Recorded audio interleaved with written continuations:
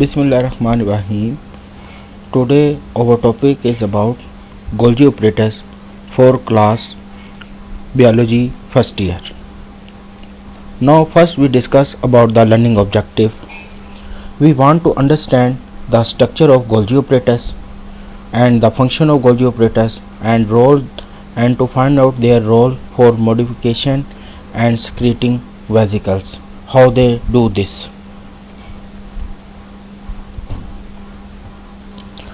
Golgi operators. The Golgi operators first time discovered by Camillo Golgi in 1898.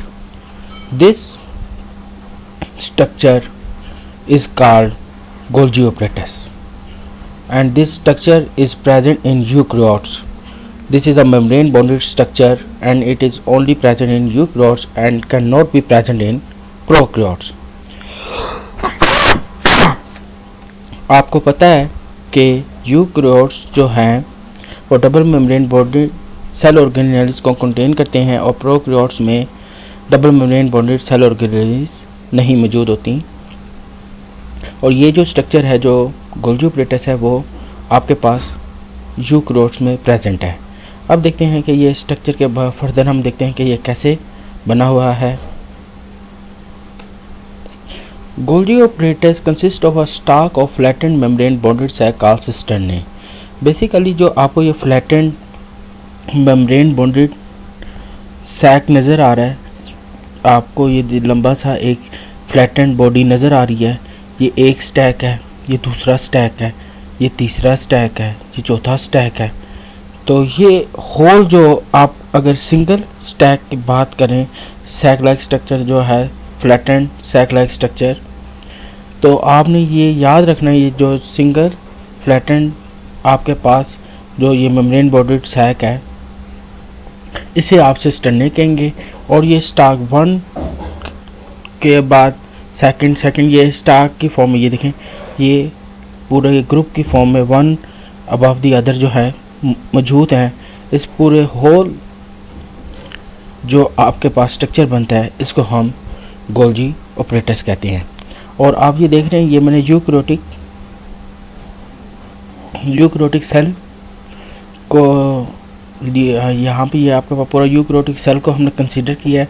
तो उसके में हमने देखा है कि मुख्तलिफ सेल ऑर्गेनेल्स मौजूद हैं। तो आज जो हम जिस सेल ऑर्गेनेल के बारे में पढ़ रहे हैं वो हमारे पास गोल्गी ऑपरेटर्स है।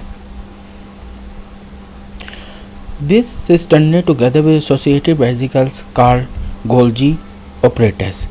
अब देखें हैं क्या चीज़, ये आपके पास आप देख रहे हैं दिस फ्लैटेंड सैक, ये जो मेम्ब्रेन बॉडी है फ्लैटेंड सैक जो मौजूद है एक, दूसरा ये एक पूरा स्टाक बनाता है इसको हम गोल्गी ऑपरेटर्स कहते हैं। और इससे जो मुख्तलिफ वेसिकल्स जो हैं रिलीज़ होते हैं वो आपस में मिलकर और ये स्ट्रक्चर मिलकर जो आपके पास यूनिट बनता है उस पूरे यूनिट को या स्ट्रक्चर को हम क्या कहेंगे, गोल्गी ऑपरेटर्स कहेंगे। अब देखते हैं कि गोल्गी ऑपरेटर्स में फर्दर क्या मौजूद है। Golgi operators has two distinct faces, एक को हम सिस फेस कहते हैं, एक को ट्रांस फेस कहते हैं। आपने ये बात याद रखनी है, जो सिस फेज है ये देखें जी, ये आपके पास फ्लैटेंड सैक्स हैं। ये एक सैक की अगर बात करें तो सिस्टर्नी है।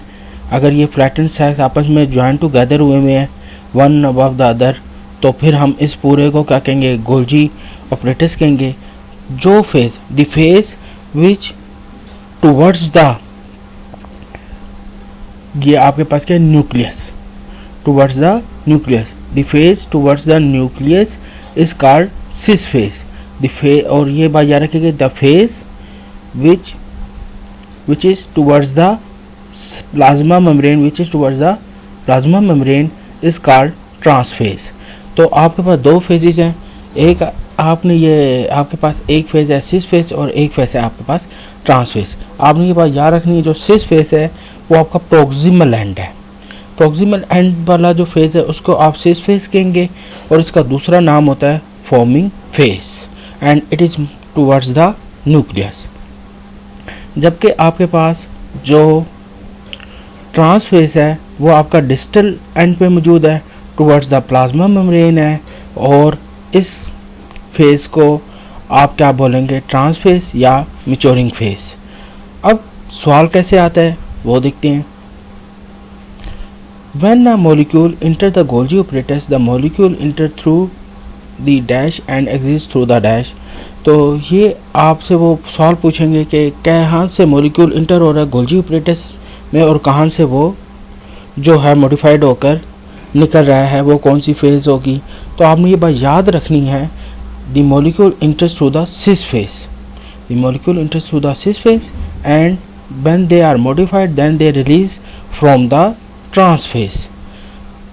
तो इसका मतलब है सिस फेज से इंटर हुआ और जब उस मॉलिक्यूल में आपके पास मॉडिफिकेशन होगी तो उसके बाद या पैकिंग होगी तो उसके बाद वो रिलीज कर दिया जाएगा साइटोप्लाज्म में थ्रू ट्रांस फेज के जरिए। अब हम इसकी फंक्शन की बात करें तो यह याद रखने के there major function storage of secreting products and they are involved in the modification and packing of secreting product। अब पाथवे ऑफ सिक्रीशन देखते हैं कि इसकी जो सिक्रीशन की जो पाथवे वो कहाँ से जो है मूव कर रही है और कैसे जो है आपके पास जो है मॉलिक्यूल जो में मॉडिफिकेशन कैसे आती है और वो कैसे जो है वो पैक होता है। तो सबसे पहले अगर हम देखें तो आपके पास ये न्यूक्लियस है, न्यूक्लियस से वो मूव करेगा, न्यूक्लियर मेम्ब्रेन से मूव करेगा। न्यूक्लियर आपके पास जो भी मॉलिक्यूल बना है जो न्यूक्लियस में, न्यूक्लियस से मूव करके न्यूक्लियर मेम्ब्रेन से रिलीज़ होगा किधर, न्यूक्लियर पोर में। न्यूक्लियर पोर से जब वो रिलीज़ हो जाएगा तो आपको पता है there is a network of channel. इस चैनल को हमने क्या बोला था, एंडोप्लाज्मिक रेटिकुलम। ये आपके पास रफ एंडोप्लाज्मिक रेटिकुलम है क्योंकि राइबोसोम अटैच्ड है, और ये आपके पास स्मूथ एंडोप्लाज्मिक रेटिकुलम है बिकॉज यहाँ पर आपके पास राइबोसोम अटैच्ड नहीं है। Then they move towards the endoplasmic reticulum, rough endoplasmic reticulum. Rough endoplasmic reticulum से मूव करते हुए ये चला जाएगा, जो भी मॉलिक्यूल है जिसकी पैकिंग होनी है या मॉडिफिकेशन होनी है वो आपके पास चला जाएगा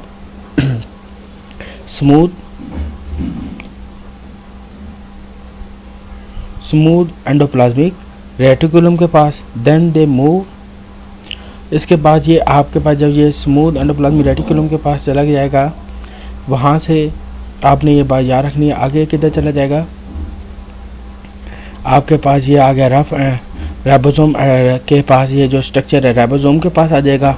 राइबोसोम्स के जब ये राइबोसोम्स के साथ जो अटैच्ड हैं किसके साथ, एंडोप्लाज्मिक रेटिकुलम के साथ, फिर इसके बाद ये किस में कन्वर्ट हो जाएगा, ये आपके पास मैक्रो मॉलिक्यूल्स बन जाएंगे। ये मैक्रो मॉलिक्यूल्स ट्रांसपोर्ट वेसिकल्स की सूरत में, ये मैक्रो मॉलिक्यूल्स बन के मैक्रो मॉलिक्यूल्स जो है ट्रांसपोर्ट वेसिकल्स की सूरत में आपके पास किधर चले जाएंगे, गोल्जी ऑपरेटस के पास। और ये गोल्जी ऑपरेटस के किस फेज में से इंटर होंगे, सिस फेज से इंटर होंगे, जिसे फॉर्मिंग फेज भी कहते हैं। फॉर्मिंग फेज में जैसे इंटर होंगे तो फिर ये मूव करेंगे टुवर्ड्स द ट्रांस फेज। आपने ये बात याद रखनी है कि जो आपके पास ये एंडोप्लाज्मिक रेटिकुलम तक आपके पास पहुंचा, फिर उसके बाद वो माइक्रो मॉलिक्यूल बना, तो यहाँ तक ये फंक्शनल नहीं होता। ये सिक्रीटिंग वेसिकल जो हैं या सिक्रीटिंग प्रोडक्ट जो हैं आपके पास फंक्शनल नहीं होते। इसको फंक्शनल करने के लिए, फर्दर मॉडिफिकेशन करने के लिए ये किधर चले जाते हैं, गोल्जी ऑपरेटस के पास। जब ये गोल्जी ऑपरेटस के पास मूव करते हैं तो उनके अंदर मॉडिफिकेशन की जाती है और ये फंक्शनल हो जाते हैं। जब ये फंक्शनल होते हैं तो फिर इनको क्या किया जाएगा, ट्रांस फेज से जो है वो रिमूव कर दिया जाएगा, इसको जो है एक्सपोर्ट कर दिया जाएगा टुवर्ड्स द जो आप समझे साइटोप्लाज्म में, ताकि ये अपना फंक्शन परफॉर्म कर सकें। तो आपने ये बात याद रखनी है कि जब ये गोल्जी ऑपरेटस से एक्सपोर्ट होगा तो या तो ये इसकी पैकिंग जो है इनसाइड प्लाज्मा में, ये प्लाज्मा मेम्ब्रेन में या मेम्ब्रेन में पैकिंग कर दी जाएगी, या जो प्रोटीन है, जो भी सिक्रीटिंग प्रोडक्ट अगर प्रोटीन है तो उसमें मॉडिफिकेशन करके उसे ग्लाइको कार्बोहाइड्रेट ऐड करके उसे ग्लाइकोलिपिड या ग्लाइको प्रोटीन बना दी जाएगी। और जो एक तो ये फंक्शन हो गया कि आपके पास अगर प्रोटीन है, प्रोटीन से में मॉडिफिकेशन करके उसे ग्लाइकोलिपिड ग्लाइको प्रोटीन बना दी गई, जिसे हम कंजुगेटेड मॉलिक्यूल कहते हैं। या फिर इसको क्या किया जाएगा, इसकी पैकिंग करके इनसाइड मेम्ब्रेन, इसकी मेम्ब्रेन बॉन्डेड इसको वेसिकल बना दिया जाएगा।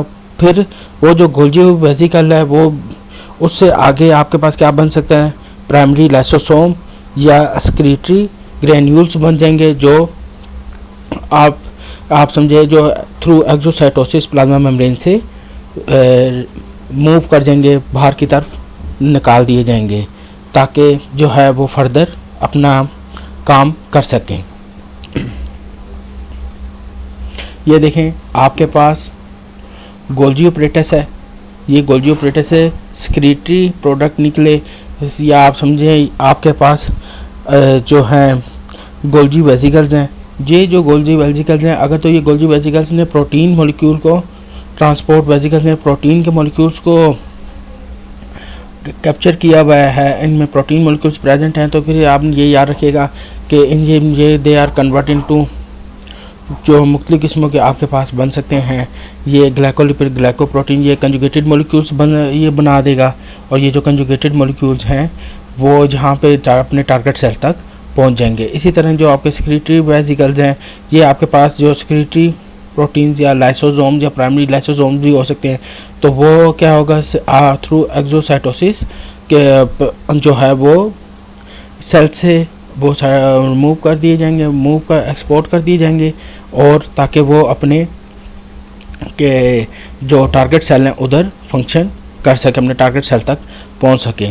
तो ये इसका फंक्शन था कि ये जो आपका गोल्जी ऑपरेटस है, they are involve in the storage of secretory product, and they are also involved in the production of modification and आपने याद रखना modification and packing of material.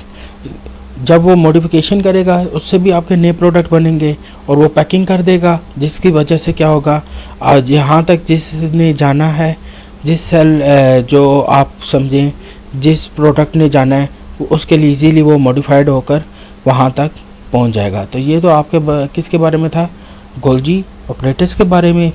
तो आज हमने पढ़ा है गोल्जी ऑपरेटस के बारे में। नेक्स्ट टाइम अब हम पढ़ेंगे अदर सेल ऑर्गेनेल्स के बारे में, जिसमें अब हम डिस्कस करेंगे लाइसोसोम के बारे में। Thank you.